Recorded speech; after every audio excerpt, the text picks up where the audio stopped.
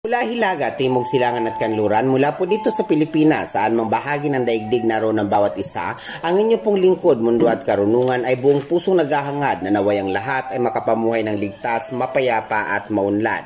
Mapagyamang buhay po mga kamundo. Ayon po sa lumang gabay na pinagtibay ng sinaunang lihim na karunungan at kalaman ng mga sinaunang Asyano, ang mga taong isinilang o karamihan sa mga taong isinilang sa mga petsang 8, 17 at 26 ay taglay ang katangian ng pagiging changeable-minded o pabago-bagong isip.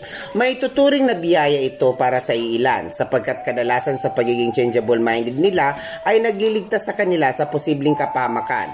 Habang sa mga taong di nakakakilala sa kanila ng lubos ay maaari silang kainisan lalo na sa ilang mahalagang desisyon na dapat nilang tugunan o mahalagang usapan na hindi dapat magbago ang isip. Sa usaping pangkabuhayan, ang mga taong karamihan sa mga taong isinilang sa mga petsang nabanggit ayon sa lumang gabay ay kapalaran nilang manahak sa buhay ng puno ng pagsasakripisyo at pagtitiis na kailangan nilang lagpasan upang sila ay magtagumpay.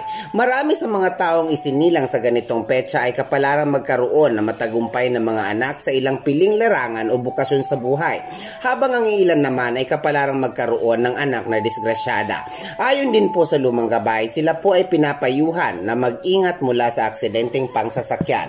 Mga kamundo, lagi po nating tandaan na ang lagi pong ibinabahagi ng inyong lingkod, mundo at karunungan ay mga gabay po lamang, sapagkat batid naman po nating lahat na tanging Diyos lamang ang siyang makatwirang saksi at siyang makatwirang may hawak ng katotohanan, na ibig pong sabihin makatwirang hahatol o hukom sa mga landasin ng buhay na ating tinahak alinsunod sa inulman nating kapalaran.